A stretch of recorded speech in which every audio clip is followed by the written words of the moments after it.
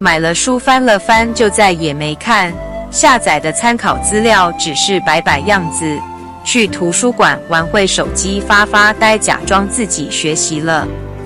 最大的误区就是以为收集整理就等于学习了，这和投入完全是两码事。